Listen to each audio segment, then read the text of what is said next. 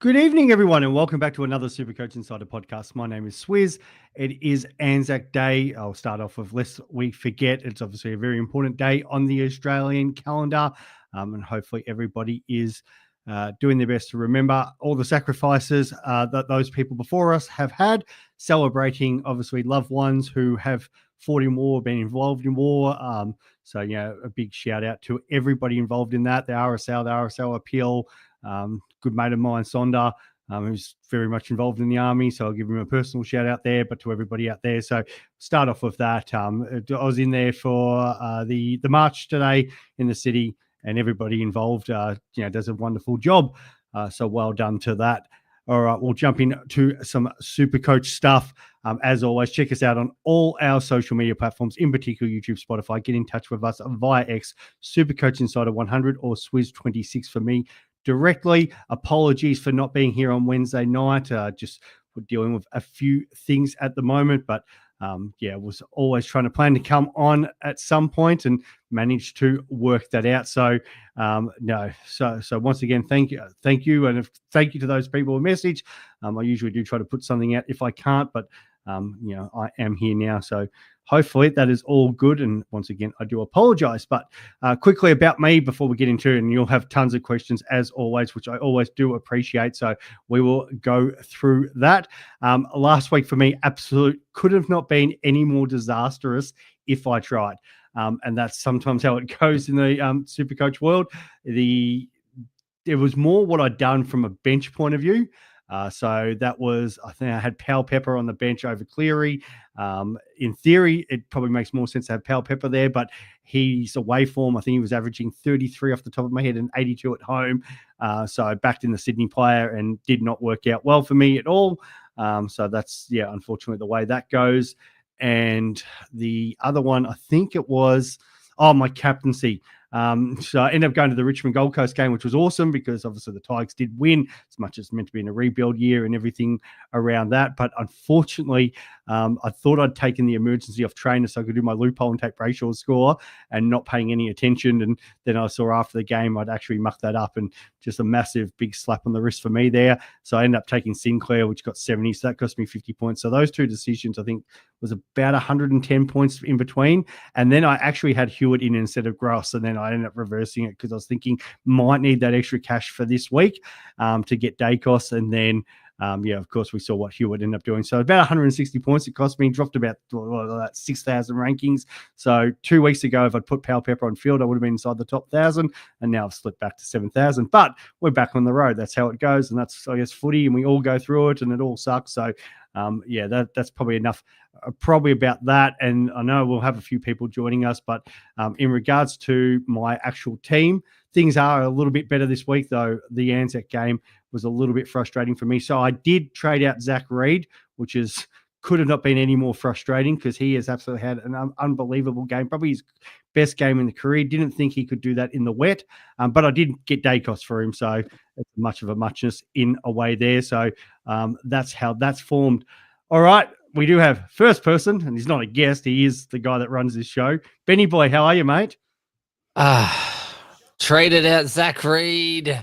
Patton comes in, man. I look forward to one of the Stone or Patton boys sputting up as my 23rd on field, so that'd be lovely. And I brought in Zachy Merritt, the fraud. I blame West Coast for the easy fixture. I was going for the captain last week, and now he's dropping bulk cash. But what a game, though, man. It was just pissing down in the rain. Neddy Long. Do you have the Ned Long stuff? I don't, mate.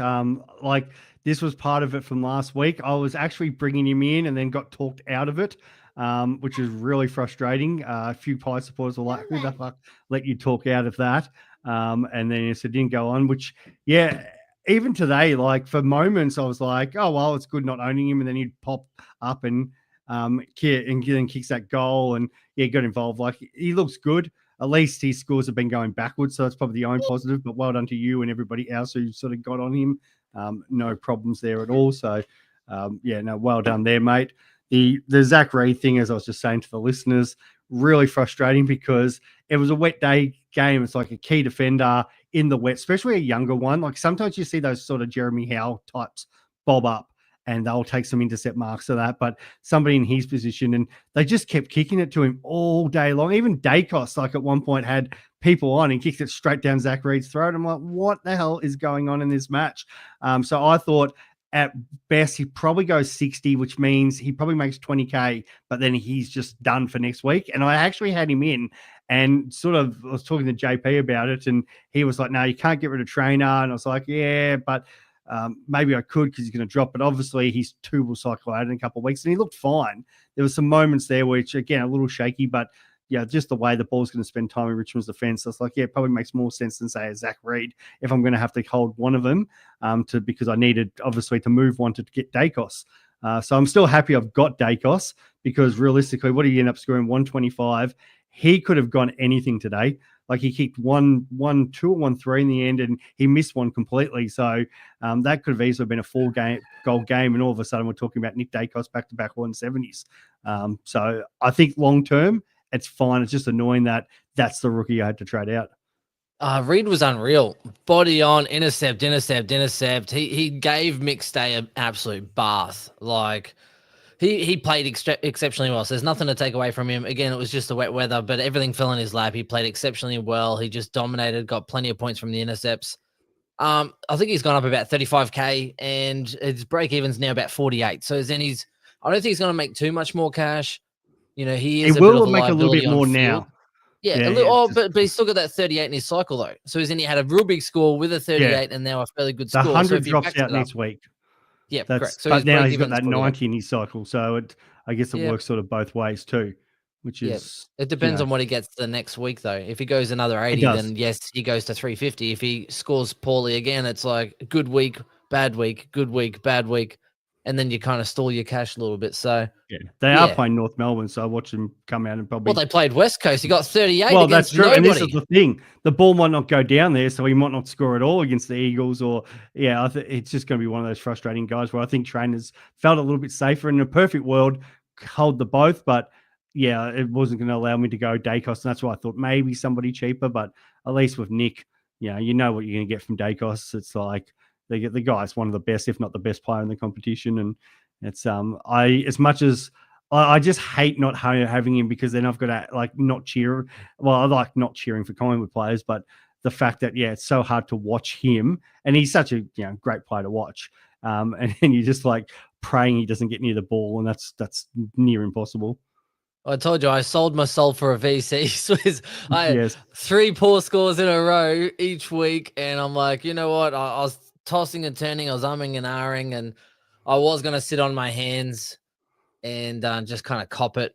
But just that extra VC and C option just sort of helps. Plus, I'm trying to risk it. So I'm trying to push the envelope a little bit to kind of try and minimize the players that can hurt. So Gorn obviously. For those who don't know, Ben's, now let me get this right, 68th overall? Is that I think correct? It's 86th. It's okay. So I knew you were somewhere in the top 100, so but no Gorn, no Dacos last week. Good rookies though. So again, I think most of my strategy has been some of the value guys. I have traded quite aggressively because I had short, I did have Perryman, but I kind of flipped it pretty quickly and adjusted some of my structures. And then I've risked on a lot of those 260K kind of guys. Like I did start Sampa Pepper, I did start Reed. So is it Murph Reed from Freo? So that's worked out really well for me. I brought in Humphrey and Marich, and one of those failed. I brought in Long, and it's kind of helped me get the cash, which is why I didn't mind paying up for a Merritt and a Dacos in general. And even then with the Will Ashcroft, I like him. He had the best buy, like the last buy, and I could have held him. However, if you told me coming into the season, if you could go from Will Ashcroft to Nick Dacos for 85K when they started $185,000 difference, then I would have been like, easy, no-brainer. So that's why this week I was like, why am I overthinking it? In 2 weeks' time, they'll be back to 185K difference because one had a low break, even one had a really high one. So, I just made that move. But I think a lot of people are having the issue with Patton as well this week. I mean, when he got subbed out against Brisbane, he was on like a 48. It does mean the last time he played, he did get subbed out. The time before that, he played a full game for a 67. So he is an absolute liability. I'm wondering, though, with McCartan going back in the defense, what does that mean? Because Blakey, we saw previously, he was playing more accountable with McCartan forward. Does that free him up a bit more? Does that impact Roberts a little bit more? Patton, does he come in off the back line? Are they pushing other people further up the field? Or are they going to use him as a forward instead to kind of, play sort of an accountable sort of forward role? Like, I'm not quite sure what they're going to do with him off the bench. But with McCartan going back there, and you've already got quite a lot of options in that defensive line, I'm really intrigued as far as what they're going to do with him. So a lot of people saying, well, and I've even had like Shane as well hit me up on DMs saying, is it worth bringing in Bo Allen, or is it worth bringing in Carroll and putting him on field? So if you were going to loop and use Patton and you had a Reed or you had a trainer on your bench, would you kind of either look at a Carroll or trying to get that donut? Yeah, I just had somebody ask me the same thing about maybe bringing Whitlock. So I'll talk about maybe just the West Coast quickly, and then we'll get into some of these questions as well, because I know that's why people do join us. So we've just had Gross and Hall were the two highest possession players for West Coast in the waffle today. So 24 and 21 respectively, some inside 50s, both kicked a goal each. So clearly the best two West Coast players in their waffle. So for those who are potentially looking at trading them, you've got to think they're going to be close, especially when they've got guys like, I think, Davis. Duar's had a couple of bad weeks, even though he started the season quite well. There's another young fella there too that's escaped me right now. But you think there's going to be opportunities for them to get back in. In regards to Bo Allen, just did not get near it.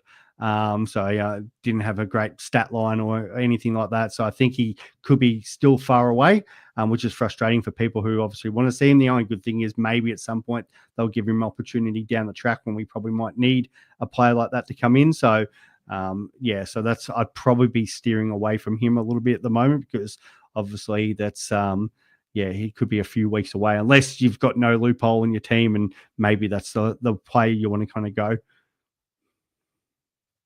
So I'm just having a look at the Sydney lines. Yeah, the West Coast is interesting. So I mean, even you would think if Tim Kelly's not playing and they're not gonna get Gross to play a full game and they've put him in back in the seconds, they must be really backing their lineup in, because there's no like for like replacement as much unless Hewitt's going to start to creep his way into that midfield a little bit more. Yeah, it's hard to see. So the thing I'm not liking about West Coast is they're really chopping and changing these young guys, either to protect them or they're just not giving them any continuity to kind of get some form. I mean, Hall had a good game, then got dropped, then came in late, performed well, and did nothing wrong. And then they pushed him out to the wing, changed his role. Like, nah, fuck you. You had a good first half playing a role we want. Nah, fuck you. You're on the wing. You're out. See you later. Oh, by the way, no, you didn't do that role change very well after that. So we're just going to drop you. And we're not even going to put you in emergency. Like, and then another guy who was probably one of best ons, let's just make you sub. So, I mean, there are, we don't know, but he could have, first game in the midfield, could have pulled up ball for Gross. Gross. It's a gross name, so I'm just going to leave it at that. But maybe he pulled up sore. Maybe they go, we'll protect your body. We'll make you sub for a week. And then going, okay, well, maybe you aren't ready to have a full game and we don't want to make you sub again. We'll give you continuity. Let's go back a level and then bring you back in next week. So there is a lot of chopping and changing at West Coast. I mean, they could probably afford to chop and change, but it doesn't make it easy, I guess, for these young players, but it doesn't make it easy for us either. So, yep. Yeah. All right. Let's go through a little bit of this. Am I taking Lindsay 78 over Levi? I think you've just got to back in the score. What's best case scenario for Levi? Probably around that 90s. And that, is it worth risking 10, 12 points for, anything that can happen on any given day? And just look at the Geelong game. He scored like 30 odd. So, yes, Levi has been going 80s and 90s. That's maximum output, but sometimes you just have to bank the points in. A 78 kind of close to an 80. Similar boat. Like, I've got to choose between Levi Ashcroft and Sam Pepper. So, Sam Pepper can go you really low, or he has banged out 200s and they are playing North Melbourne, compared to Levi, who's been chipping away with some nice like 80s and stuff, 87, 90, 89. But you're right. Even, what are they banking? Best case scenario, 10 to 12 points? Yeah. If he goes if he goes really well and gets the 100, like, you're still, the risk isn't, I feel like it's a different story if we're talking maybe 60, because all of a sudden it's like, okay, it's probably 30 points up, where you're probably only dropping 20 points down, and then it starts to become a little bit of a different story. But that's 78. Yeah, I think the the risk becomes more than the reward. Yeah, bank it in. Same as the banking day cost. If you have the 125 VC, yeah. One of the last questions. You see what happened last week when I stuff up my loophole because I'm too focused about being at the footy, and all of a sudden, the guy that you bring in drops a 70 or an 80 that day, and it just kills your whole weekend and kills your rankings. It kills your friggin' season. That's all right. Yeah, I'll work back up. And even again, the same scenario is you go, oh yeah, but even let's say Brayshaw does go 140, it's only 15 points. Some people think, 140, that's 30 points. It's like, well, no, you've already got that player. It's literally just whatever the double is. So it would be 15 points. All that risk, all that heartache, it's not worth it. Sometimes, anything over 120, especially at the moment, because there aren't that many people averaging you over 120 continuously. So I think you just have to take anything over 120 at the moment is pretty much where I'd be. So I can't see anyone else guaranteed over 120 this week. So yeah, just take. Yeah, that's right. Somebody would probably do it, but it's just hard to see who. Now, skits. Now, are you the skits that I did run into yesterday? Because that was awesome, mate. Love the fact that you hung up on a mate. Is this the one that got a phone call? Oh, I'm walking. Royalty's going. I'll call you back. Yeah, I'm running past Supercoach. I'm walking past Supercoach Royalty. Hey, mate, I'll call you back. My best mate's with me and he's always my best man. And he's just like, here we go. Don't you know who I am? He tries to keep me grounded, but he was just like, fuck it. That's great. Awesome, mate. Thank you so much. Awesome meeting you. It's cool. There's no grounded there. You were on both the chat. I was straight on the chat, telling everyone about it. Anytime I meet the community, I love it. It's just great talking to people, meeting people that we obviously follow our chat. Like it's awesome. They'll sit here, and obviously this is how Ben and Chris started. We're just mates who love talking footy, and if it's one person or 1,000 people watching, whatever, it's awesome. But to actually meet you guys and hang out with not just you guys, but the content creators that we get to meet and stuff, especially more me, because obviously the boys being in Queensland. It's just awesome. It's just like-minded people who we get to talk footy with. So cool. Gorn VC has already saved me from not getting day costs there. I had Gorn VC, so that has helped me on the rebound. So it's I'm wrapped about that. So I was all over that, and so that's probably got me back 50 of those points that I've lost to quite a few of the community because not that many people had Gorny VC. Yeah, I'll be back out to 500th ranked. I think Dacos last week got made up for all my rookies performing, but Gorn VC for those owners. Man, hasn't he come back though? Because it was TDK and Cherry were looking great, and then Cherry did that little bit of a hamstring concern, so he kind of tailed off, and then all of a sudden TDK is getting smashed by Gorn the last sort of 3-4 weeks. Unreal. So Gorn owner's very happy now because he looked cooked week 2 and 3. He did not look himself, and now everything's going through good old Maxi Gorn. So what ended up happening? Apparently, I believe it's his mum that was really crook. So he was dealing with that off field and that, and then since then, hopefully she's obviously on the mend or something like that. But he's been huge the last couple of weeks and just showing why he's been the best ruck in the league for the last decade. Marcus makes sense. Lindsay over Davidson, as we said, the same with Levi. If you've got the opportunity to that you've loopholed Lindsay, you've just got to take it. 78. Don't go mucking around with that. If you start mucking around with scores like sort of close to 80. It's just you start second guessing yourself about the grass is always greener. It's like the Who Wants to Be a Millionaire? Like let's roll it one more time. Like let's risk it, and then you crap out. Bank the points. So Kev, I'm with you on this. So I was actually going that way as well. So I had Trainer out, and I was going keeping Zach Reed, and buddy JP. He's like, you can't get rid of Trainer. And I was like, and then I was thinking about more, and I do like Trainer's been pretty consistent. And even last night, there was probably a moment there where he got tackled. I think it was the halfback flank where it was one of these bloody stupid decisions now that they do, where if you're a defender and you kick it 20 meters, it's play on. But if you're a forward who kicks like 2 meters to another forward, that's a mark. And Trainer got in that situation where he took the mark. The umpire's gone, that's not 15. And then he gets holding the ball. So all of a sudden, what should have been 6 points to him is a -3. and And it's a 10-point play. dropped a mark as well at one point, so there's also a Yeah. minus a few points. So So he could have easily been an 80 game again last night, so I think he's a fine hold because obviously Richmond, we're going to see a lot of ball still in the back line. It was just that who would have thought Zach Reed would have stood up in the wet like that? Like it's just, I was expecting maybe Marvel on a dry day, under the roof and they chip it around. But yeah, the fact he took 4 intercept marks and 3 contested marks, it was just, ridiculous. But, and I bet owners as well, they're happy now, but I bet they were shitting bricks on field. Like, you never know. Yeah, and I know a lot of, I've seen a lot of tweets as well. People fielding Pryor this week and Reed off field this week. And last week it was the opposite. And you kind of, they're not getting it right. yeah, it There'll be always happens. nothing more frustrating than rookie roulette. The best name in the community. I don't really like cheese. Seeing Pies fans so smug makes me absolutely sick. So I was losing my mind last week in one of our chats because Chris, because Hewitt was going nuts, which, what the problem, like Ben and I, when we do well, and whatever, we take a little bit of the Mickey out of each other, but it's all good. And with a lot of the community, it is too, which is fine. But when things are going well for Chris, he is unbearable. And I was losing it because the Pies are up and about. So he's carrying on like a fucking pork chop.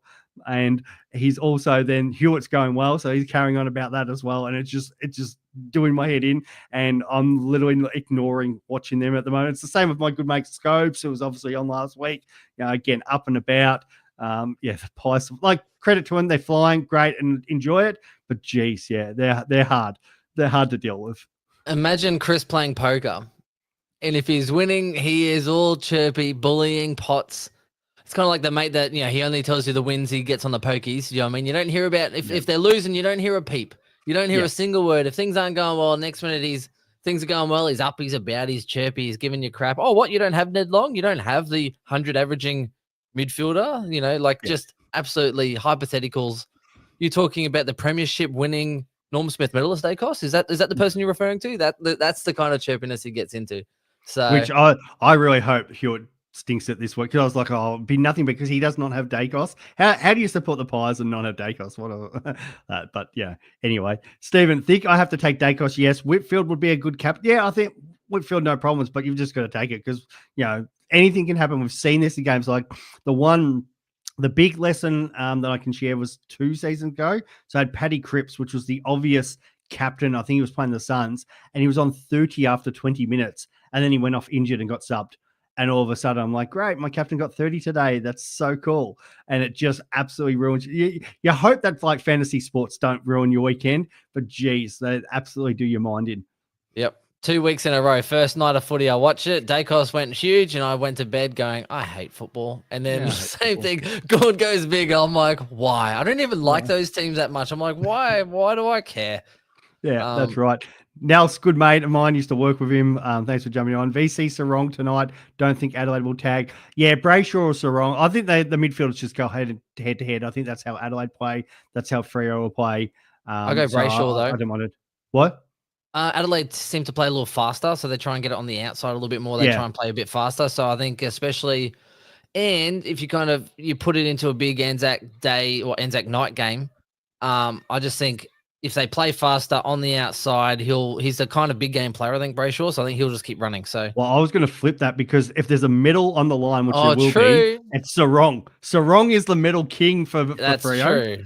Yeah, loves it. It's like, think about how many derbies that they play for, and Sarong just goes, I'm getting 40 today and taking home. Like, I'd love to see his medal cabinet at home because it'd be just like, for him. Brayshaw, you'd go over the years and you'd be like, yeah, F you, Sarong.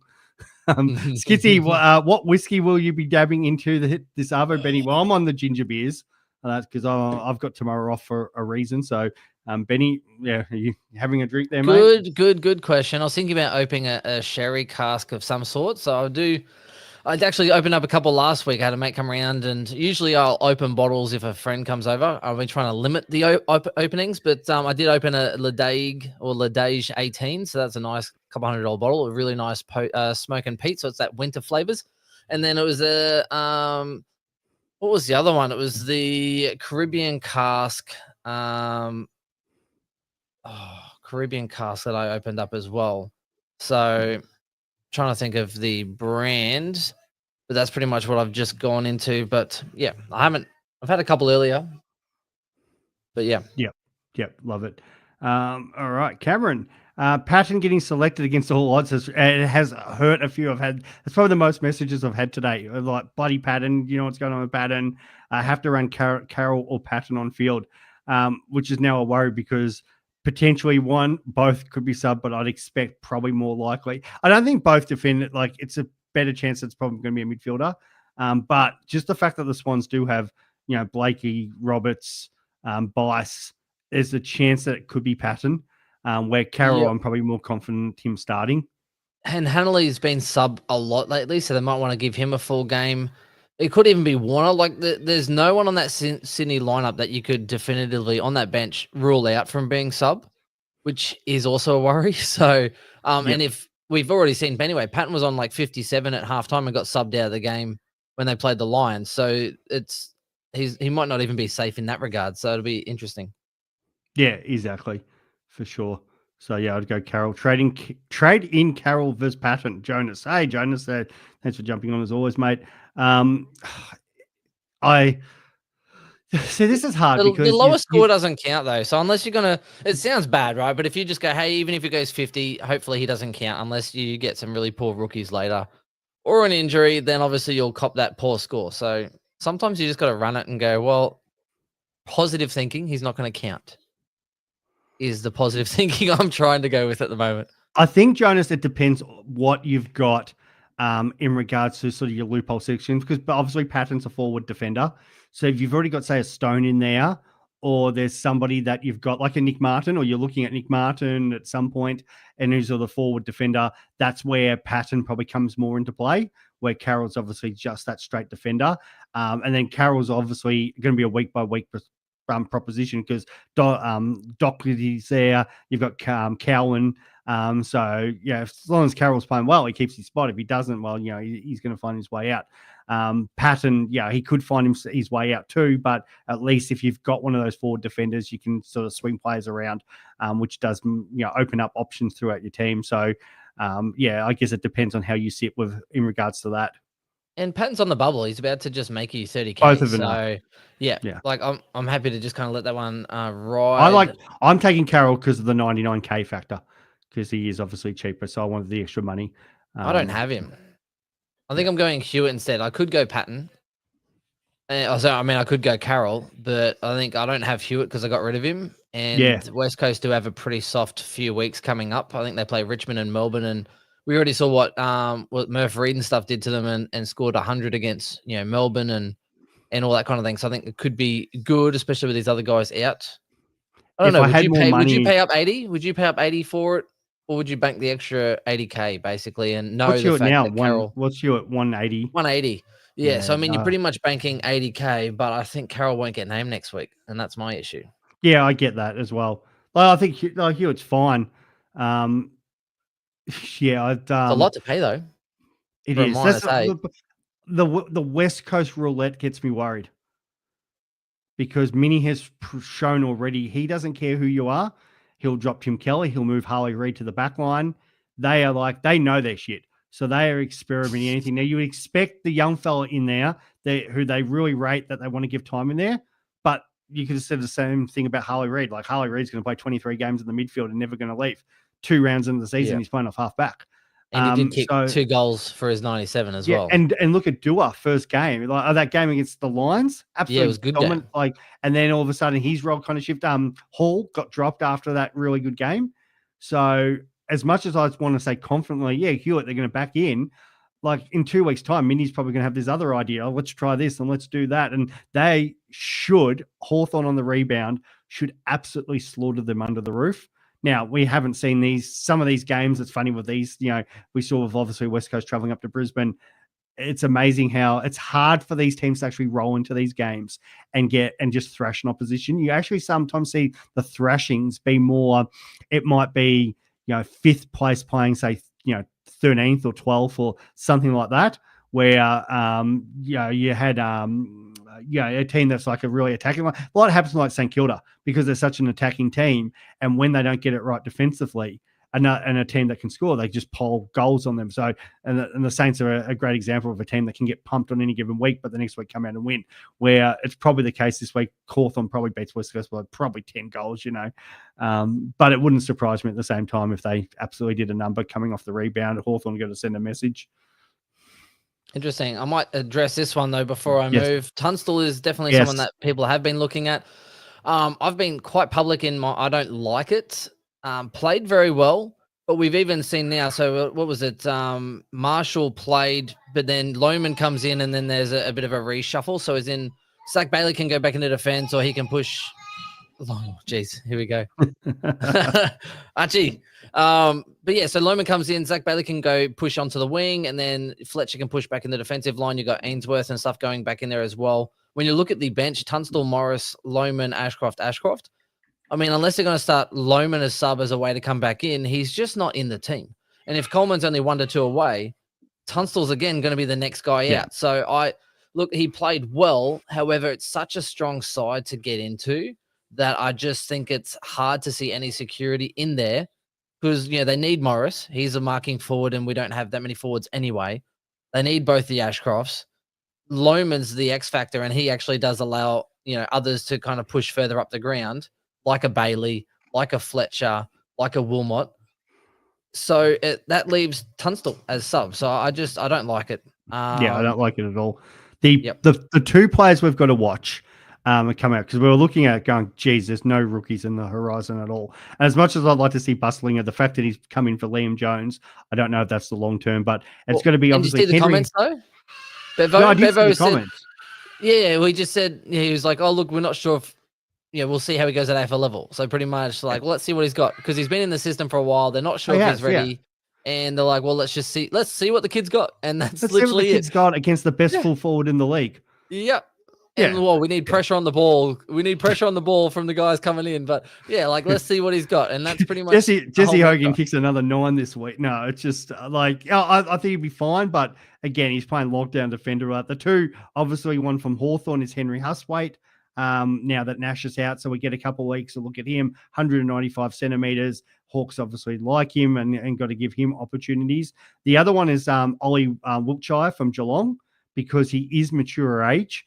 And we know what the Cats do this every year. So he's 22 years old. Small sort of forward, probably play more half forward if he's not sub. But one that the Cats have shown that, Jai Clarks and those sort of guys are in and out of the side as well. So if they've got another mature ager, and they do it every year, some mature ager comes in and ends up being this star player for us. And we're talking about it pre-season. Who was it from Geelong this year? I even might have put Wiltshire on the table at some point. He's one to definitely. I'm interested to see how he goes. Yeah, Hustwaite, man. I see Cameron here saying yes, I will go early. He is one that if I needed a scorer on field this week over Carroll, over Tunstall, over Bustling, or any of these guys that are kind of on the bubble or around the bubble, Hustwaite, I would go on field. Raps on him for years. He's been getting mid-30s to high 30 disposals in seconds, heaps of clearances. He's a tall player as well, which makes sense. He's a tall Nash type. He's nearly 190, isn't he? He's a tall mid. I think he's even taller than he might be 195.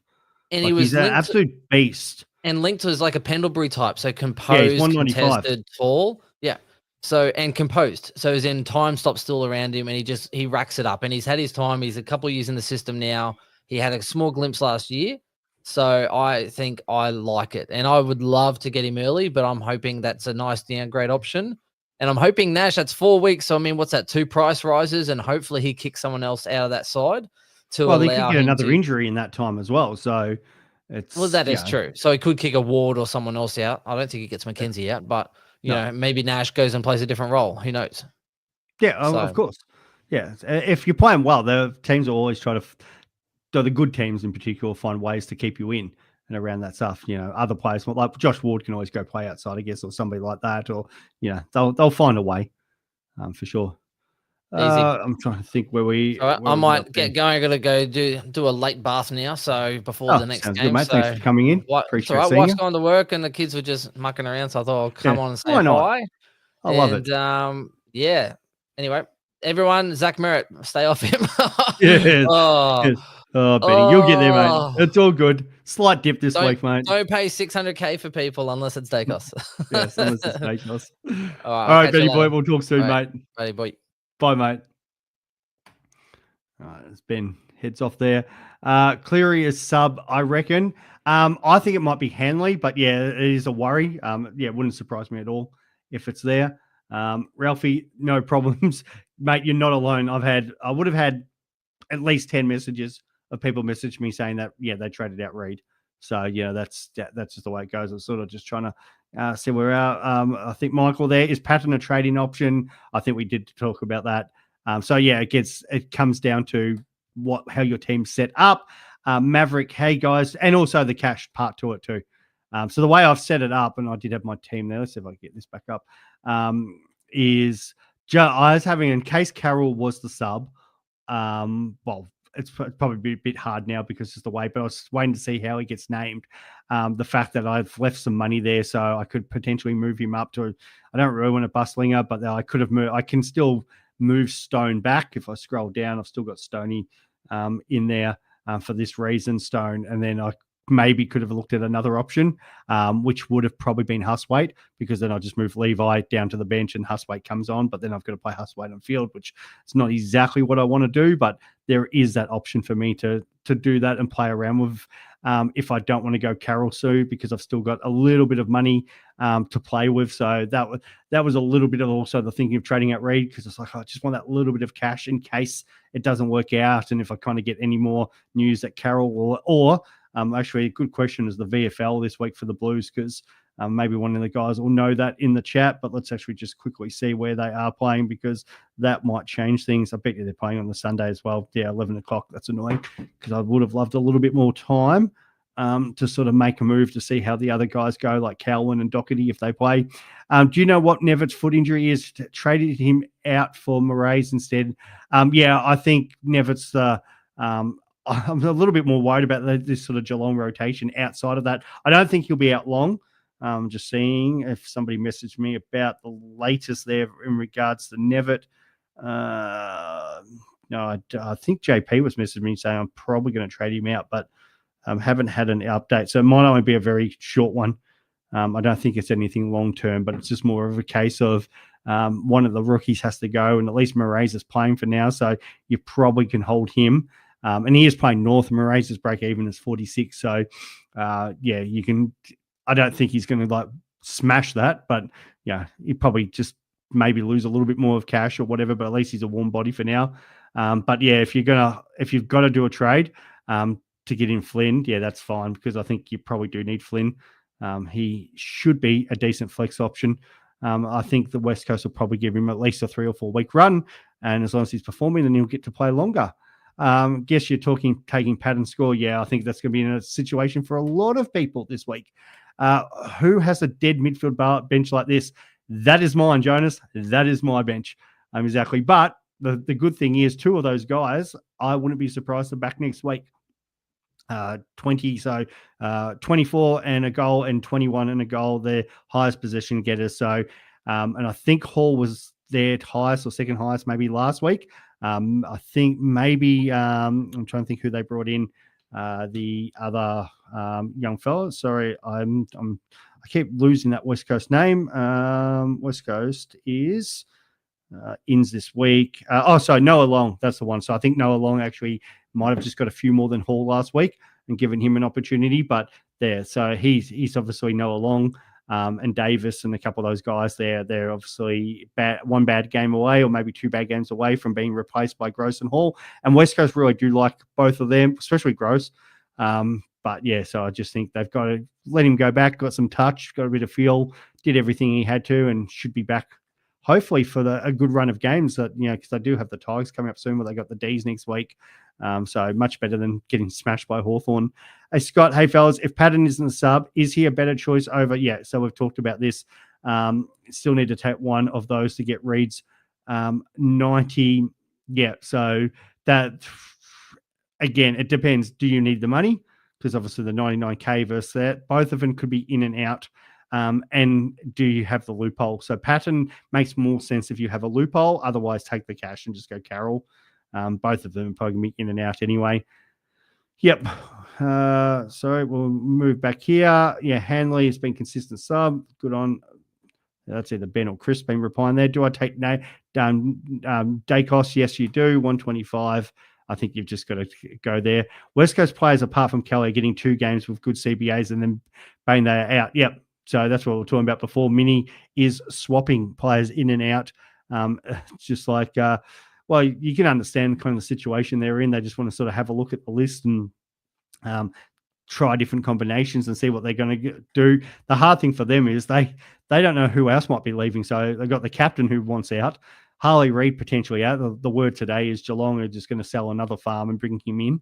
I don't know how that's going to happen because they can't trade for him because they've got no draft capital unless they can see some player to move. Like last night I was talking to this sort of a couple of Melbourne supporters, and the idea that Cozzy Pickett could leave, but Freo, there has been a bit of talk that Luke Jackson might want to come back to Melbourne.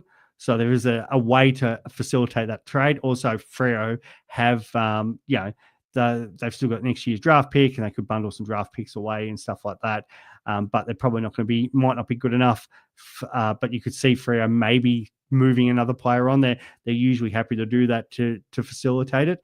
But they do have some options where Geelong, you just can't see any obvious options to go out and get somebody with the high price of them as Harley Reid. So they're obviously doing some planning in case these players leave as well. And they might not be the only ones. There could be still a bit more of an exodus out of West Coast. Davidson or Hewitt on field, leading Hewitt due to Kelly missing, so we'll get more CBAs. I'm not sure Davidson will go on the small ground. Yeah, one of the reasons I was sort of debating, I really want to keep Davidson, because if you look at his projections, they projected him to go 80, and if he does that, he still makes cash. The problem is his best scores have come from Marvel and playing up against the Giants, who don't really like a lot of points to the wingman. I was thinking he's probably going to drop another, say, probably 60. And then he kind of becomes a moot point from next week on again. So you can definitely hold, because at least we know he's going to play. But if you're deciding who to field in this position, I think Hewitt's probably the one, because as you said, he's going to get more midfield time. And that should lead to scoring. Should. Yes, mate. Anything 125. It used to always be 125 as the cutoff. I think this year we've sort of been going a bit more 120. The hard thing now is the fact that a lot of people got gone, but you've just got to go, okay, they got gone. I've lost 50 points out to them. We go believe there. Can't believe the number of people. What's that walking up to? What's that to, Stuart? All right, we'll go with that. Gorn 174 was huge for me. Still can't believe 67% don't own Gorn in the top 10. Yeah, we were talking about this last night. It's great, but you can understand why not many people own Gorn. They're very expensive price to start the season. A lot of people went cherry TDK, and then the flex has been sort of we've had multiple options through there. So not many people have the sort of 3 rucks. And if they do have 3 rucks, I've seen other combinations like Nank and Darcy Cameron. So it's one thing that actually has worked out for me. So yeah, I've been pretty rapt about that. Skits, indeed it was, mate. I wish I got. Yeah, we probably should have done. Nah, mate, can bother me. The rule was calling. I was wondering where you're heading off to. Yeah, I just come to the London. So yeah, that's the no, mate. Anytime, anybody out. I said the only weird one I've ever had is someone took a photo of me and then posted on a group chat instead of just coming and getting the photo with me.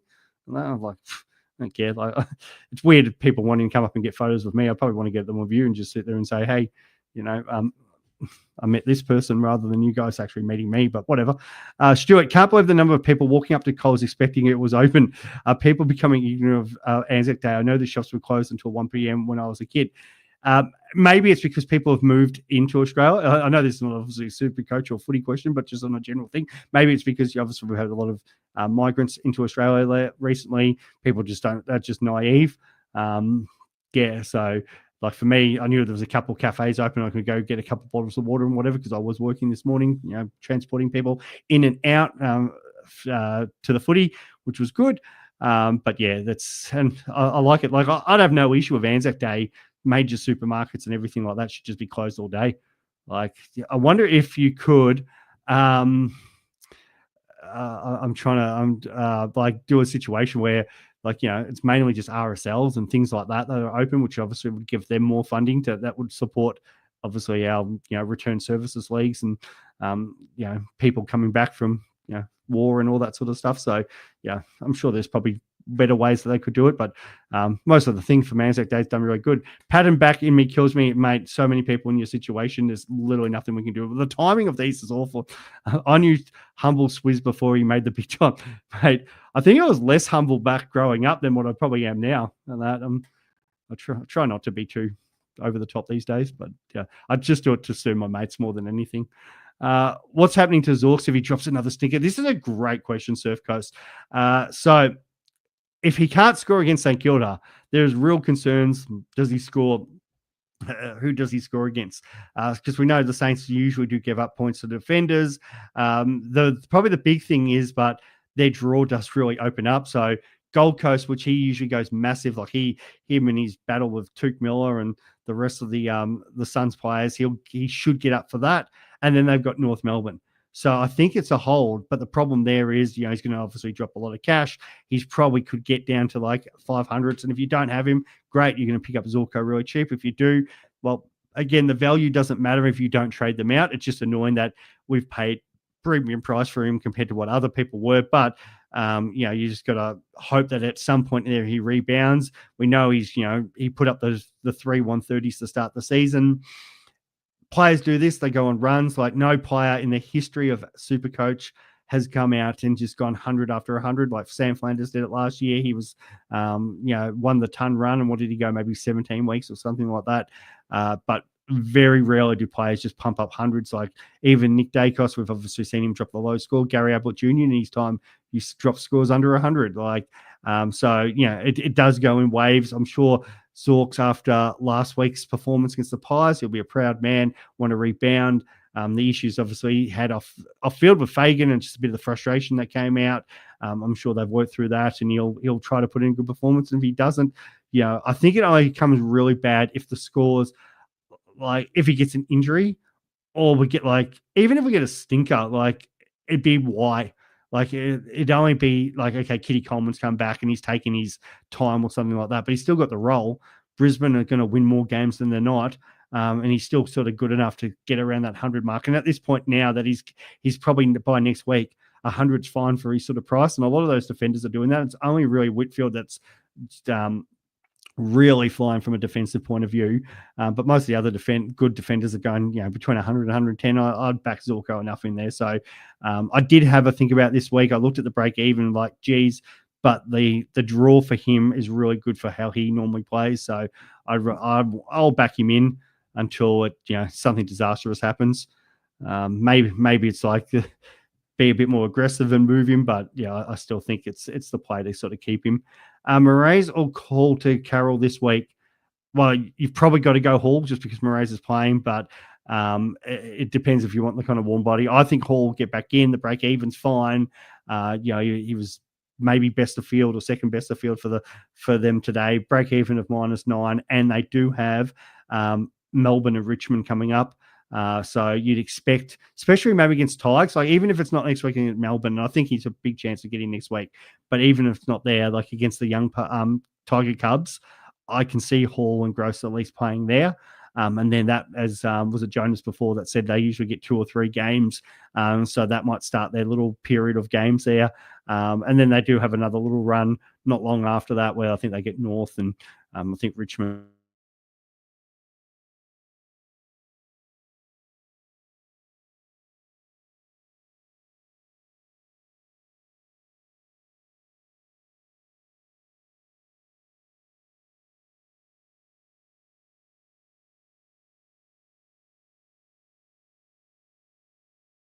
But here we go. We're back on. So I apologize for that. The storms keep going through. What to do if Carroll is sub? I need a defensive option rookie. Do you have enough money to get up to Buslinger? It's not the best option, but it is. Or do you have enough money to get up to Patton? So CJ, set yourself up there. So you've got money to get the bell out to one of them. And the hard thing about that is both of them obviously play beforehand. The Buslinger one will be harder, but if you've got the extra money, get the Patton. it'll still be on the day. We probably won't know, but maybe we'll have a little bit of an idea of what's happening, because sometimes these sort of news comes out from us. So try to maybe keep an eye out on especially X, because sometimes we get a little bit of an idea on what's going on. We've got a couple of people who give us insights, especially for Carlton. So I will try to hit up my Carlton's contact and see what's going there, and we'll hopefully find something a bit more. Then, hi guys, need Ben's inside on Tunstall. So he did answer that one before. So I'd be staying away for now. And if he doesn't sub and they get another injury, awesome.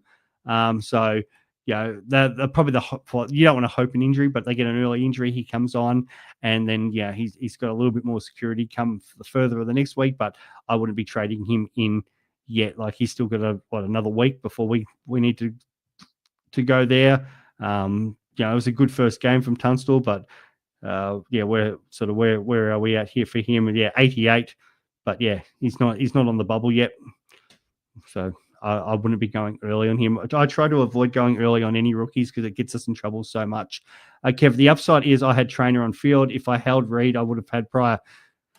Yep, it's been a problem for a lot of people. Cheezo TV, Dacos score is perfect for those of us with the VC, big enough to take, low enough to get a points, a little bit. Yep, fine.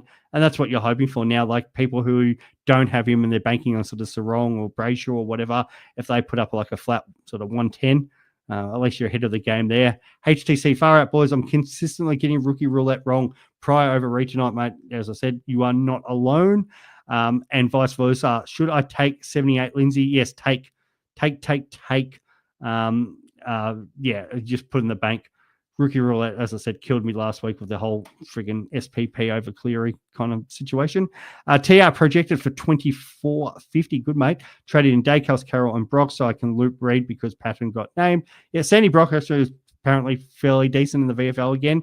We know at least he's like one injury away, or if they rest McGovern at any point, he'll probably get an opportunity. So it becomes a loophole player, and you'll probably get an opportunity for him at some point too. So it's not the worst thing, Sandy Brock. Actually painful that I traded in Merritt over Dacos 2 weeks again. Already lost it. Yeah, and this is where it starts hurting. I didn't get Merritt because I thought at some point he could cheaper. So I was trying to target him for the Richmond game because I didn't think he was going to go up that much.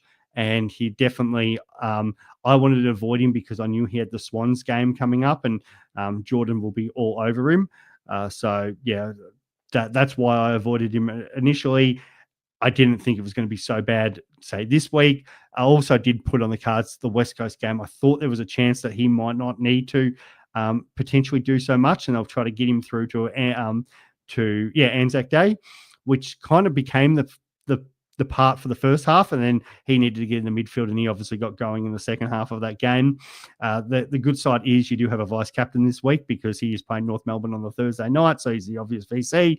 Then he's got the Jordan tag. Hopefully has, for your sake, not such a bad game, but in a couple more weeks, it's all about trying to get him for that Richmond game. We know Brisbane give up points for midfield, then he's got the Blues, a couple of tougher games in there, and then he gets the Tigers again. So, hopefully Merritt now gets down to, I love him. I love a Zach Merritt at 550, but just one of those. Unfortunately, got to ride, and then hopefully have some sort of plan that maybe it's become Dacos. Finally, beautiful. I've been waiting for this question. So, Adam, what's more important, prioritizing the big dogs like Bont, Butters, and Dacos in the next few weeks, or looking for value and getting rookies off field faster? In all our group chats, it's been the biggest discussion this week. And I toed and fro. So I'm driving down the Belgrave line today. It's an hour 20 trip one way and another hour and 10 back.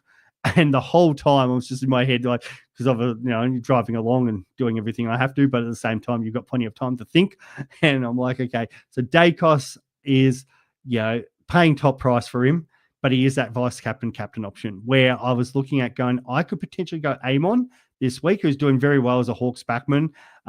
He's in that sort of realm of sort of Ash and sort of surprise guys who are going to look like finishing top 10 this year if they keep up their form, who are going to play in wins and giving them the drive of halfback. So I could potentially go Amon this week, and then next week maybe move someone like a Levi Ashcroft a little bit early, but could go get a Jordan Dawson, who's doing reasonably enough, can easily go 110.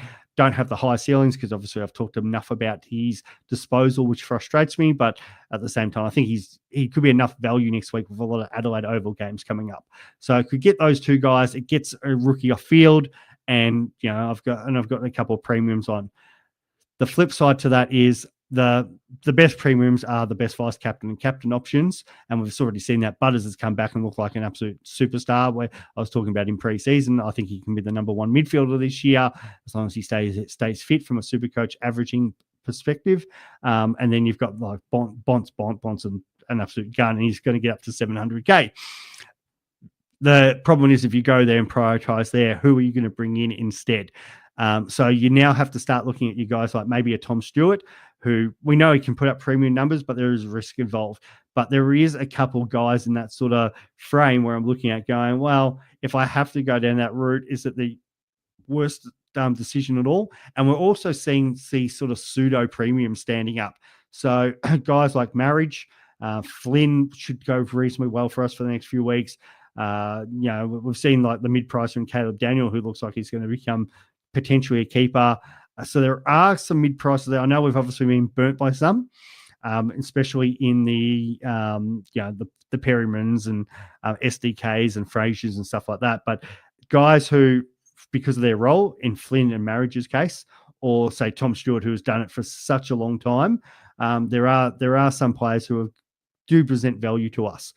So I was kind of thinking, I'd rather lock in Dacos, who's arguably the best player in the competition, and go out and just go and lock him in now, and then start to see sort of which some of these other players will drop eventually, and then I'm just going to have to pick them off at the right time. So I think getting maybe one, and then Butters and Bont after the buys, if we've got that kind of luxury trade that we can go, say, Clary, Chera, if you've got sort of players like that you can, slap 100k on and get them. And that we just hopefully need Bont or Butters to have that one bad game so they come back in value. And it's only because at the moment we're probably talking maybe 150 gap. If they can get within sort of maybe 50, 75k, I think after the buy, then that's how we sort of do it.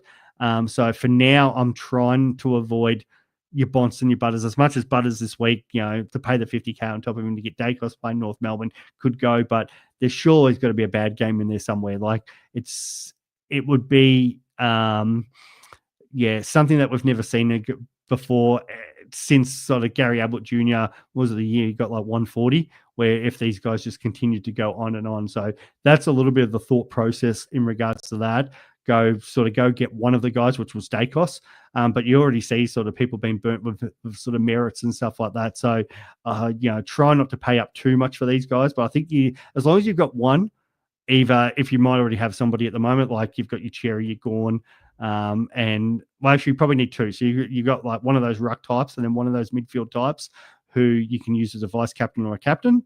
And then from there, it's, we start to sort of target some value. And just kind of having a look. So if you don't have Jack Sinclair, his break evens at 180, so he'll come at 1 point. Sam Flanders is not performing as we're expecting at the moment, but because of that 40-70 up against the Tigers, break even at 170, he could get in that sort of 400 to 450 range if he sort of gets it together, which is good. Dunkley has now got a break even with 157. And he is now dropped after that fast start, has dropped to 550. So he's a guy that can drop to sort of 500. Marshall's been struggling a little bit. I don't know if we want to touch Kieran Briggs, but that guy's going to get to under 400,000. So something to look at.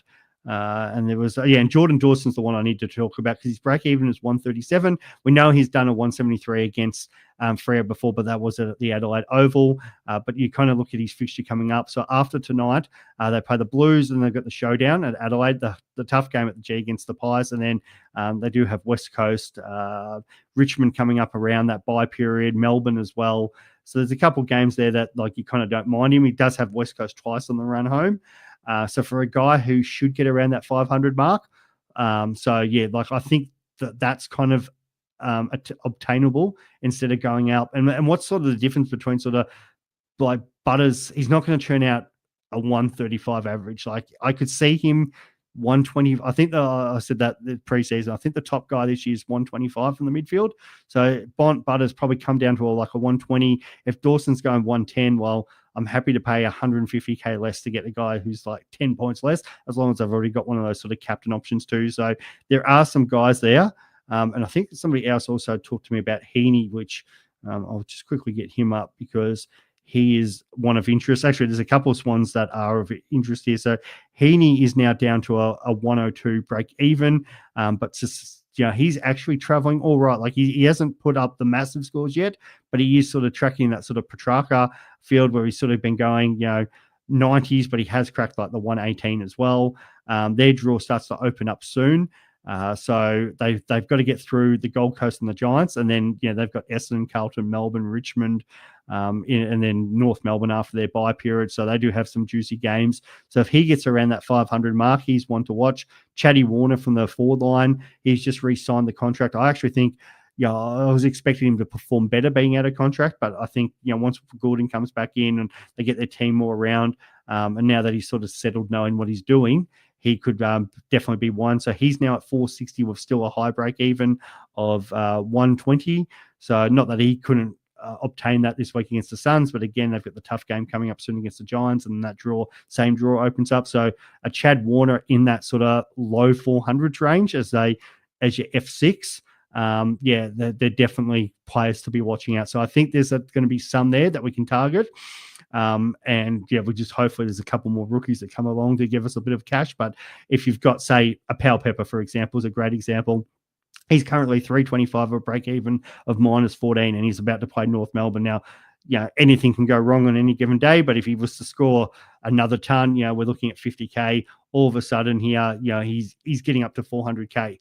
So you could be looking at a situation where Sam Pal-Pepper to Warner might be just a straight swap kind of thing coming for the run home, or one of those other guys like a Flanders that might be 50K to him. And if they start to look like turning their form around, you've got the potential to sort of side swap. Levi Ashcroft's another one. Like he bias, like they could potentially become real, like we've seen it with some of these players. They can become sort of keepers because we don't have really other options. But I think this year, if these guys can get up to sort of that low fours, there'll be players to turn around. But I do really like that question because we are looking at them. We know what they can score. Forget Tunstall. I'm a Hawk. Yeah, HH definitely. Interesting to see what kind of happens with Ward. But it's good. Hey, Vern, sup? Thanks, mate. All is going well. Reasonably well. Yeah. Things are going good. It's getting a little bit older soon, so we'll go through the whole that celebration soon enough. Huswaite or Carroll, need to bring in one to field, unfortunately. Yeah, Huswaite. As much as I don't like going early, at least him playing the midfield, we know he's got the role that he's going to go play CBAs. It might be one that I sleep on tonight and go, you know what, bugger Carroll, let's just go out and get Huswaite now. But yeah, at least if you've got the cash to kind of do it, you at least know he's got the role and he's playing two of the weakest teams in the next couple of weeks. So it's a big one. Supercoach swordplay with DR. Yes, the train won't be boring now. Let's go, Swizz. Hey, mate, hope you're doing well. It's good to see you've been up and about. So thanks for jumping on as always, mate. Burns DR, get home safe, mate. Yep, awesome. Hey, Mitchos, thanks, mate. Appreciate it. Thanks for coming on. I love the fact that you two are just chatting away there. That's what's good. We'll go through you guys. All right, Mitchos, who would you field over Davidson or Hewitt? Hewitt role and that smaller ground, as somebody mentioned earlier on that wing. You got the loophole and already cash, so needed for Petrarca next week. Great point that you brought up Petrarca. I actually did want to talk about him. So it's always easier when you're watching live. I was sitting behind the goals last night above the Melbourne Cheers squad. So Petrarca playing a lot of forward time. And then, midfielder part of sometimes I thought it was kind of that rank and roll, pushing up from the forward line. There was a couple of times he played deep forward in the goal square. He had opportunities to score 150 last night. There was a bit where he was running into a goal and he just dished off to Viney, and then Viney stuffed it up. So he should have just taken the kick, did the team thing, could have easily kicked that. As a non-owner, it was hard to watch. He was running so well into space and doing a lot of legwork, especially in that third quarter. Obviously, they got a massive kick up the arse at halftime. And, he was running really hard to try to, make space for his players and do everything he had to do to make sure Melbourne got the win. The flip side to that is Richmond did not have the answer. So he looked his worst when Nathan Broad went on him. And that was actually a really interesting battle when it was forward versus back, and obviously two very experienced players. going out. And I would have loved to watch that for a lot longer. It was probably only got sort of 10 minutes of Petrarca versus Broad. But then, K-Mac went on him in the midfield, and K-Mac's not a tag. So, what's he averaging? I think I said the other day, like 120 against him. So Petrarca just, obviously burnt him, and it wasn't probably a hard tag, but he just couldn't go with him. The better teams will not let Petrarca do what he did last week. So Petrarca next week against West Coast will probably absolutely smash them again. It's what then happens to him after that. So at least he's got the role where he's playing midfield, and I can see him still being a flat 100 guy. And if you brought him in last week or this week, and you got paid off with the 129, and he gets the 120 to 140 next week against West Coast, great when he sort of goes back that little bit. But that's all up and about because the Ds are winning at the moment. What happens then? They play the Hawks away, the Lions. The Hawks at the G, the Lions away. Then they got the Swannies, St Kilda up at Alice Springs, and then the Pies, Port Adelaide away, Gold Coast away, Adelaide away. Actually, how have they got that many away games in a row? Round 14, that must be the bye in between. Round 16, and then they've got another away game. That's perhaps more brutal than what I thought it was. I'm just actually double checking if that am I reading that right? Yeah, it is. That's like brutal fixturing there through the middle. So as much as I still think he's good enough, because obviously it's Petrarca and he's playing midfield and he'll do what he have to, that those teams will not let him have the amount of room that he had. And even running from contest to contest in the space, we know what the good teams do. And anybody who's obviously watched footy, especially from if you're up in level 3 or 4 and you get that bird's eye view, watching players run off the ball, and probably it's most pronounced with Ruckman, but you do see with the best midfielders. They're trying to get to a contest, and there'll be some other player who will put in a block and block them, or just give them a bump as they're running from contest to contest. And as the day wears on, obviously that tires you out more, because if you're getting bumped every time you're running from contest to contest, you just, it's going to take a bit of a wear on your body. Last night, the Richmond players weren't doing that. And you'll see that with West Coast. So I'm not against the pick, and it's one of the reasons why I didn't go in, because I was like, I know what he's going to do these 2 weeks. I think he'll be fine, no problems. It's what happens during this run and when Melbourne start losing, and what happens if we get a situation where, like, the D's probably win next week, and it's 3 in a row for them, and they're back on track. And if they can pinch a couple more wins, good ones, all good, and Melbourne are all good and well done, but probably lose to Hawthorn, lose to Brisbane, Sydney, who knows at the moment, but if they're getting players back, Saints is an interesting one. Pies, that's a loss. Port away, Gold Coast away, Adelaide away. All of a sudden, the D's are 3-10, 3-11, 3-12 kind of situation. Are they knocking on Goodwin's door? And does a new coach or come in and then because they're playing out the season, just we're going to play more the kids now. We're going to play track up forward. Does the rumbling start happen about track going to Collingwood again? There's too many questions going forward, which I don't have any confidence with the Ds. So I get why you want to bring in, because the West Coast game looks fine and his break even's good, and even if he's going 90s and whatever, he's fine as a forward option. But I think Sydney will get on a run at some point, and I prefer Warner. Because most of us have either Rankin or Horne-Francis, or if not both. We've all got McRae, we've all got Bailey Smith, so that's 3. We've probably all got, I think, pretty well much the whole competition's got Caleb Daniel, so that's 4. And then you've got, and in some cases it's 5. And then you've got, you might have a Marriage, you might have a Pal Pepper, you might have somebody else, whatever down there. Some have got Levi Ashcroft, Davidson, sort of these guys sort of filling up your forward line at the moment. And you might end up with one player spot in there. That's if we don't get another person coming through at any given point. So, just a little. That's why I'm sort of been a little bit on, maybe not getting Petrarca. But it's not, as I said, it's a fine pick. But better teams are coming up. Hey, Paul, love the content. I have 3 big rucks, the 3 big, good work, mate. Gordon, Cherry, and TDK. Do I swap TDK for Flynn for cash gen, freeing up cash for next week? TDK's been a big one. A lot of people have been talking about him. I'm think you hold. Like, he's up against Geelong, potentially against his brother. Most likely it's going to be Stanley. But I don't see, I get what you're trying to do with Flynn and free it up at the same time. Oh, it's a hard one, because then you may miss out on Flynn unless you've got the ruck option, What are your thoughts here, Benny? Because I personally think TDK is more of a hold, but I get what they're trying to do because they want to free up cash because Flynn's obviously available. Yeah, I mean, you're not making cash yet. So as in it's the same as kind of trying to trade out a premium to a rookie to still get some points on scores, but also then make you cash.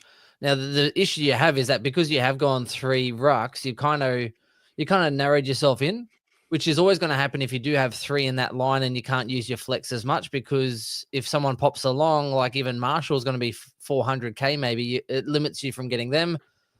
But I guess it depends on your other lines. If you're playing rookies in those slots and you're trying to play a Hewitt or you're trying to play a Kako on field, then I think it's an easier one because you can get a premium in another line, take that rookie off field, and then put Flynn on field for a few weeks. And you've already got Gorn and Cherry, so you're kind of laughing on who I think are probably the number 1 and number 2.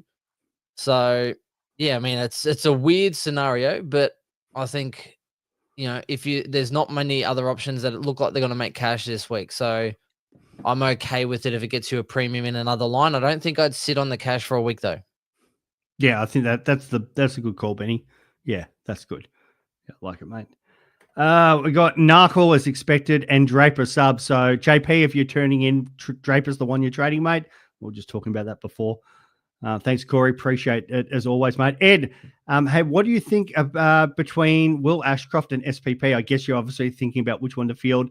You have to. I've had SPP on the bench the last 2 weeks, and it's killed me. And I said to watch me put him on the field, and you'll stink it up against North Melbourne of all teams. But if you're going to choose the 2, this is the week you definitely got Powell Pepper on field. He has an average of 89 over 6 games against North. Yeah. Which is crazy. It could be the team, because I've been having a look. I'm in the exact same situation, and I'm almost on the opinion where I'm actually tossing up between, do I just bring Carroll in instead of Hewitt from West Coast and actually have $120,000 in the bank instead of 40K? Do you know what I mean? Like 40K can't really upgrade you, whereas 120, if Marich doesn't do well, I can go Marich straight up to like Petrarca and I actually have that money. Whereas otherwise, sometimes even though you might not like the rookie, sometimes you have to kind of like hit and hope a little bit. But yeah, like, I don't know, Sam Powell Pepper, it's hard to pass up on field, isn't it? Yeah, it's just like as good as we expect Will to probably rebound this week, and obviously playing St Kilda. Oh, Will Ashcroft. No, yeah, you gotta Will. go. No, I'm still going, mate. I'm still going Powell Pepper. No, don't be stupid. One's averaging 100 and one's just hit 200s. Yeah, Dude, and one's Will playing Ashcroft. North. He won't play 2 bad rounds in a row. Mate, one's playing. Oh no, he is. No, he said it's Levi. He said it's Levi. Oh, okay. I was going to say. I don't care, mate. Powell Pepper up against North. Yeah, against Levi, yes. Will Ashcroft, no. I'm still backing him, Powell Pepper. Someone asked me before this week what I was going to drink tonight. I actually cracked open, because I did sales after a sherry kind of cast one. This is a PX cast, Glen Glasgow. I've had 2 of these already. I've cracked this one because I have 2 in stock. So I always like to have a spare, or when I have a brand, I like to have a fellow, so a friend that I can sort of sit next to. Hence why I probably have about 80 bottles of whiskey. Yet to have a bad one. So Glen Glasgow, the bottles are awesome. They're ribbed for your pleasure if you haven't seen them already. Awesome drop. Love it, mate. Love it. Here we go. The Greg Raven, thanks for jumping on, mate. Greg Raven was, I think that was you, was messaging us from overseas, so do appreciate that. Carroll, Stone, or Patton on field? Carroll? Stone.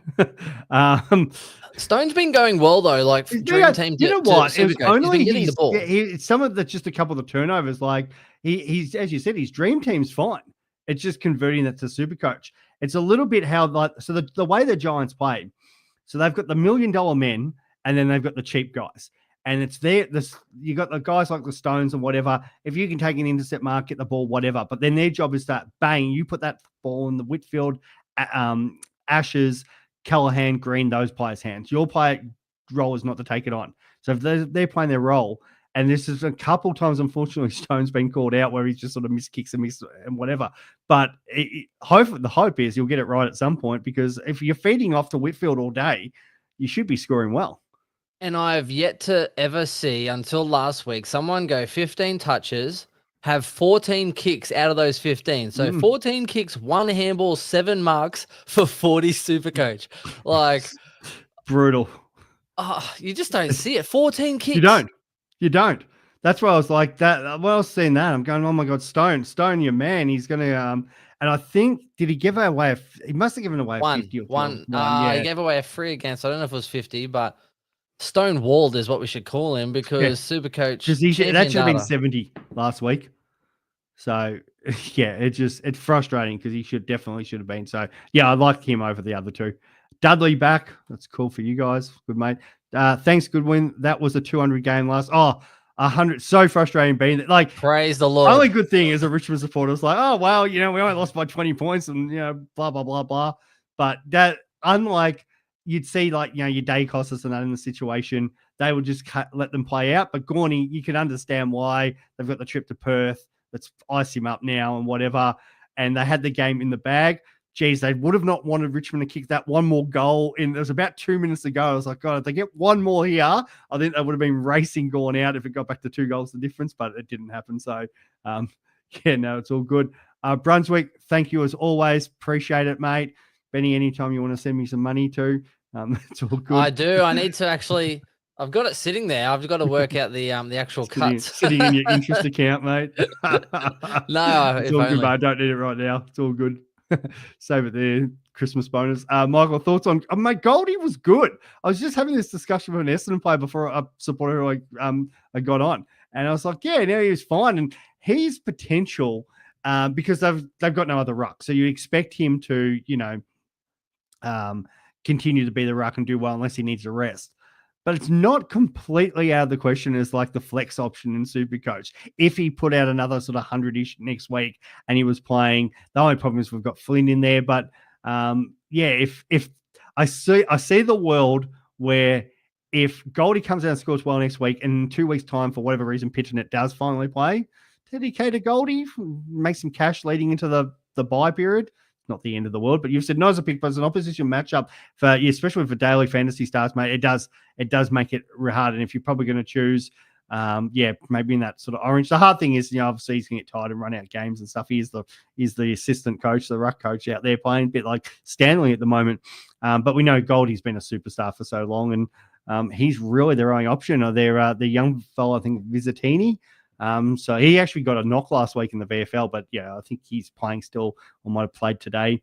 I haven't actually seen how he's gone, but until they sort of get that mid-season, there's a couple options they're looking at. It's literally Goldie and potentially Peter Wright. Like they could say 2 meter Pete, you're the ruck today, but I don't think they're going to want to sole ruck Peter Wright if possible. They'd rather him as that backup. So why Goldie's fit, it's all on him. Kieran, okay, I don't know what that's about, but Ed, do you perform? Oh yeah, we talked about that. Yep. So all good there. James, also, why the fuck is Merritt playing half forward? So we've seen this with even Dacos started today. They start half forward and they push up into the ground. It's the whole Rankin move. So teams have been seeing, I don't know if this has come from Adelaide or somebody else or whatever. I think the Blues did it actually a lot last year with Walsh. Start him half forward because if he's in the midfield, then they get the tag where all of a sudden you get the mismatch. So like last night, like with Petrarca. So Brody, as I said, was a good matchup, but let's just say there was somebody else they put on there, and all of a sudden that guy wants to defend. So in this case today, Dacos first bounce, I think he started half forward, Redmond's on him. So if Dacos is playing goal square with Redmond's going to beat him. But Redmond does not want to go follow Dacos up the ground. So off he goes and he just runs up. So that's why they try to do it, because Merritt then the opposite will get the mismatch. The difference, however, the Pies, they can shove somebody like a Perryman down there. And if Perryman can obviously follow him through. So it doesn't actually work as well against Collingwood as it does other teams. So I get what they're trying to do with that whole starting half forward and pushing through. But yeah, it was the wrong matchup to do it for the Bombers. And realistically, because the Bombers are missing, Caldwell and Parrish, they need Merritt more in those guts, where the Pies, they have a little bit more of the luxury of doing that, just the quality of a team they have. So that's why that happens. To Blacks, yep, same, all good. What do we got here? I'm thinking of trading Clary. Okay, so the Clary discussion is, so our good mate Joe ended up doing it last night and had a 75-point second half. Thank God for that he pulled his finger out. My plan was always to keep him through this Richmond and West Coast period. So he's got West Coast next week. I back Clary in, and then after that, we start looking at the options. So where we were talking before about going out and getting Bonton Butters and maybe just waiting and seeing what value comes up, or side, potential, we might have to do a side swap. Chera, Clary comes into that situation potentially for there. Ben? I'm just laughing at Chris. He asked in the chat. He's now in the Chris chat is in on the chat YouTube. now. Yeah, okay. He wants to know Stylist Insider. He wants to know. I'll get to him in a second. I'll go Corey and then we'll get Jake Bowie has been great. He was awesome. I brought this up to a couple of mates and they were like, oh yeah, but Salem and May and who else was back for them last night? There was somebody else, but he's been flying. Salem. He's looking really awesome. They were in his hands instead of Salem too, though. So well, they both went massive last night. I think the winner of Draft Stars had both of them, which was really frustrating. Well done. Matt, what's going on, mate? A bit of this, bit of that. No, there's quite a bit going on, but I've got had a busy couple of weeks, and that's not going to actually get any quieter. But going well. Is there any reason why? Fuck off. That's Chris. Probably your best week, but how does it? Okay. So, a segue. We did speak about how annoying Chris is when he gets up and about. Just a little earlier, Chris. Jeez. Frankie Nuxel, would you hold Tom Gross? I would. So was it? Forget which way it was. Either him or Hall had 24. The other one had 21.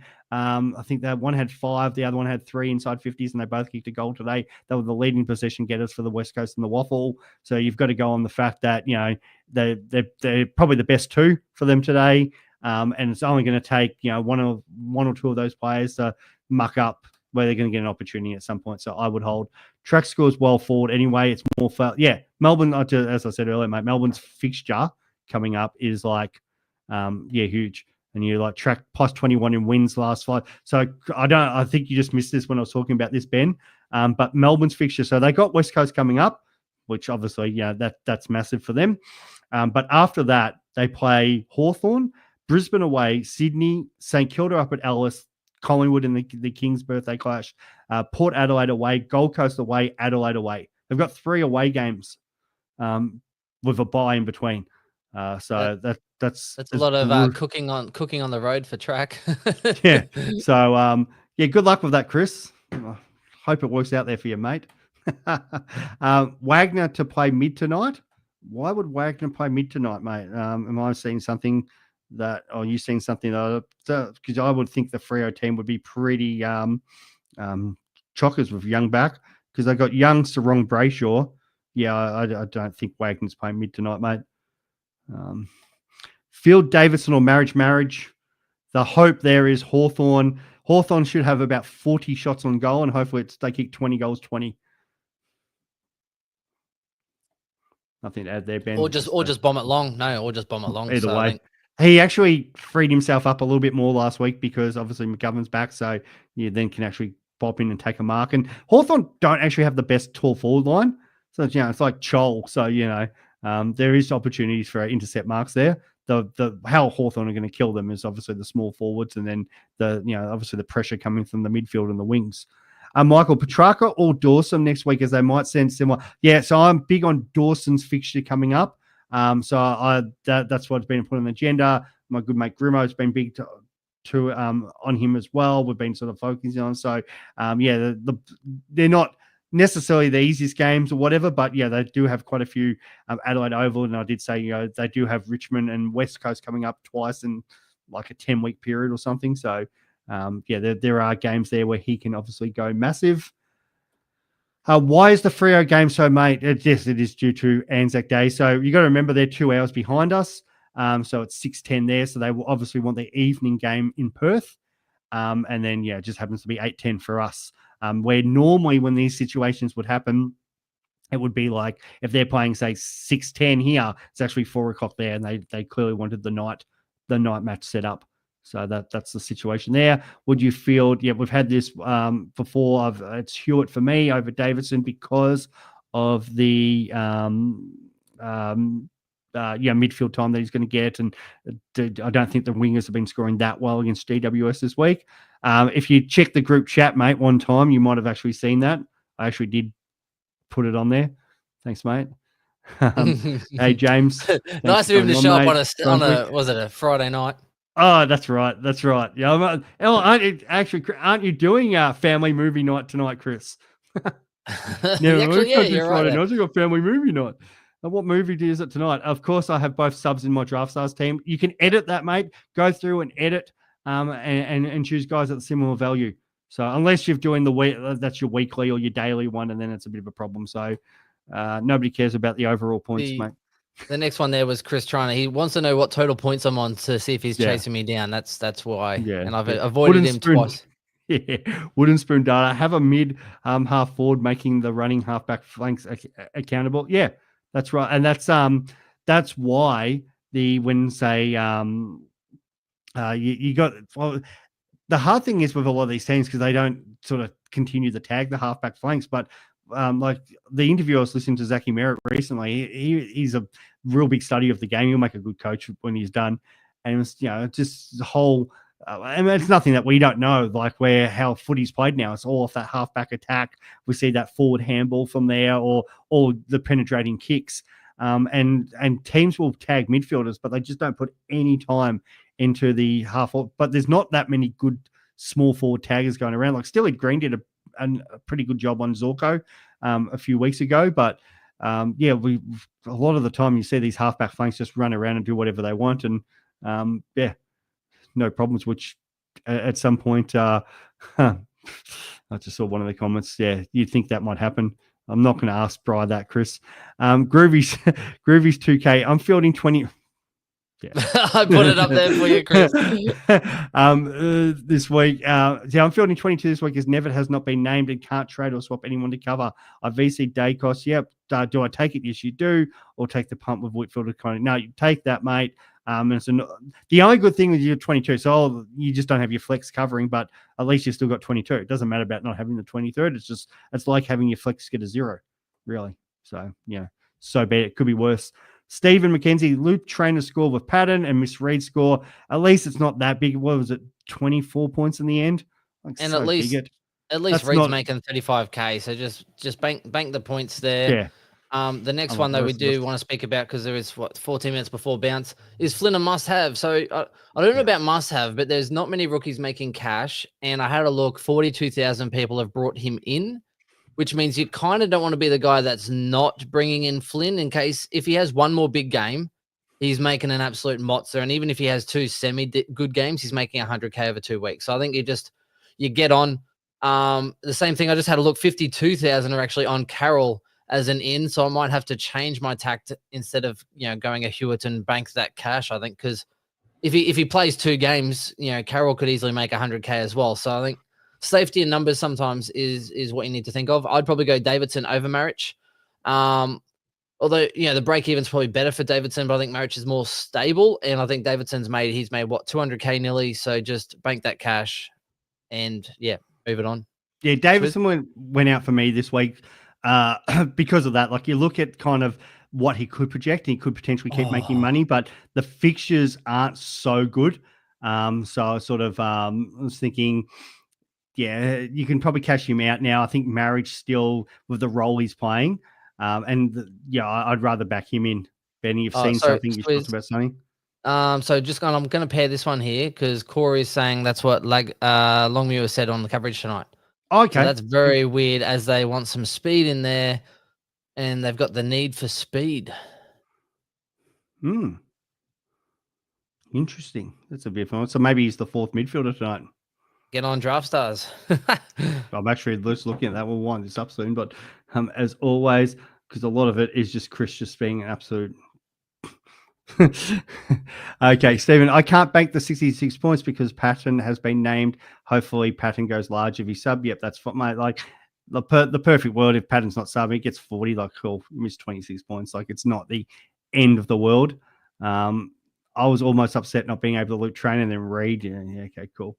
We said Reed became him, and I said stop using child terminology, Chris. He's hanging out with the kids too much. You are not him. We've already spoken about Reed. He was unreal. So wet weather game, he bodied McStay, made him look absolutely horrible, and got a lot of minutes at marks. Absolutely dominated on that one. Man, that's a lot. 42,000 with Flynn in, 52,000 with Carroll. So I don't know. I think I might have to go the Carroll and bank that cash, Swizzy. Yeah, Hugh I at think that 6,700 trading in. I think it is. It's a big. It's yeah, I get it, but yeah, that cash can be really important. So yeah, that was a little Especially bit seeing my I'm not thinking. playing them on field anyway. Like Carroll's not on That's field. where it comes down to me because I Hewitt's was not like, going to be well, on field. if I kept Davidson, he would have not been on my field this week anyway. Because once Yep, Lindsay correct. is like, and I was even looking at next week of the potential trade I was looking at doing, he's not in my field again. So I'm like, oh well, I may as well just bank him now because it'd be different if he's a defender. But like, if that's the only annoying thing about this whole season, regards to the rookies, is Marriage already had dual position because he would have got forward defender, and that would have been so much more handy than friggin' forward mid. Yeah, it would have been good. We would have been able to throw him around. Yeah, like you're right. So Chris is there talking about Carroll. For Carroll, it's the price only. Yeah, like I mean, if he knocks out 2 more 60s, he makes 100K. But we've kind of seen he'll probably get one more game. Hewitt for the non-owners, he is important, but again, the West Coast roulette wheel as far as rookies is a concern. But they do have a really nice fixture coming up. I don't. Let me just check what it is as well, because we have spoken about West Coast a little bit, but at least that's another one why you would keep Gross or some of these other guys as well. So Hawks this week in an undermanned midfield, and obviously they'll be extremely good at Marvel anyway. Then Melbourne at Optus, Richmond at the MCG. So at least there's two fairly games that they might be able to score and get a couple of easy points against as in the open field. Saints, Adelaide, Geelong. So mixed bag there, but still pretty strong. And then North after that. So if you can get a spike score or two, even with Flynn on those matchups, tough against Maxi though. For the non-owners, what's your strategy going from here, Swizz, to sort of round out the end here? Because I think I learned a good lesson last week. In number one, you can't always bank on the fixture. Like a Zach Merritt, you just think he's going to towel up and doesn't, and not to pay up 600K for anyone unless it's Zach Merritt. I mean, unless it's Dacos. Like, Yeah, there's so many around 500 to 550K that you can just pick up nice and easy. And that's probably the nice kind of pocket I think you should probably be focusing on, especially with limited cash gen for those that might have missed, Marich and Along and some of these other guys. 500 to 550K, there's a lot of quality players out there that you can pick up in that range. yeah. Well, before I go that, hey Chris, I actually was messaging you in the private message, and you didn't even look. So, but yeah, definitely I was saying before, you want one VC and one captain option, probably one from your ruck and one for your midfield of those sort of guys, and probably the obvious one is Dacos, unless those people were like, I want to go something different, go like your Butters or your Bont or whatever. But it's too hard to pay up for all three of them. Even maybe like, especially when a lot of people already have your Brayshaws and whatever. You've got the situation where, and I went through all the options earlier. Dawson's getting to 500, Heaney's getting to about 500. You've got guys in that 400 range, 400 to 500 range, like your Warners. So Flanders is going to continue to drop. So if these guys start to turn it around, they're going to be a good enough value where you can potentially go Marriage, Pal Pepper, some Davidson, whatever, and just do it side swap. And it's probably not going to cost you much cash to go to some of these premiums. So I think there's some premium value coming. And that's sort of what I'm looking at. Yep. Don't pay 610K guy for, as Chris puts it, a perennial 115 guy. Spend the 600K on Butters or Bont, not on a 115 guy. Well, that's right too. But they'll surely have a bad game at some point. And even if it's looking like side swapping Chera or Oliver to them, that makes sort of sense at some point. But I'm not wanting to pay 700 for Bont or 700 for Butters. Like I'd rather get someone at 500 who's going 10. Like what's the difference between Dawson and Butters? Like really point. If it's 200K difference you're paying, like is Butters really going to outscore Dawson by 25 points? 15 points a game, maybe. Yeah, but yeah, so I'm not paying 200K for that really, unless he was my only captain option, and it looks a bit different. So, yeah, and Chris is right there. Everyone drops at some point. Exactly. Yeah, so like everyone drops a 100 game, and even as we've seen, like Merritt had just a couple of flat hundreds, or now he's actually dropped a fairly poor score in like an 80 something, and then they drop cash. But even just getting hundreds will get you below into that 580 range. So you don't need him to be extremely poor.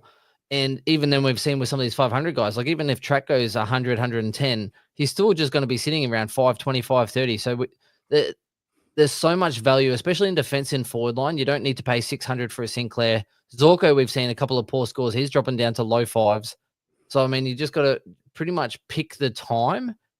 And if only we had more rookies kind of coming through, it'd be easier to upgrade. But we're kind of forced to do this sideways and down for this, not maximizing cash, but we're going for a Flynn as a rookie cash grab and tying up money for another 3 or 4 weeks that we can't actually use to upgrade. It'll be great over the buys or before buys, but it's just delaying the upgrade season a little more this year because touch wood, we haven't really had the injuries and the rookies have been chopping and changing and being subbed out and being unreliable somewhat. So it has actually made a lot of people hold the rookies for a bit longer or cut guys like Reed and experience pain. So, try and upgrade your side carefully, I guess, is what I'm trying to say. Yeah, exactly. Yeah. Okay. I was trying to avoid it, but thanks, Chris. Appreciate it, mate. And it's very much so. That no, I'm not. Where did you put it? I'm not 52. You prick. But, thank you. Appreciate it, mate. It is yeah. As I did say, there is something to do with the age coming up, and another birthday is here. So yeah.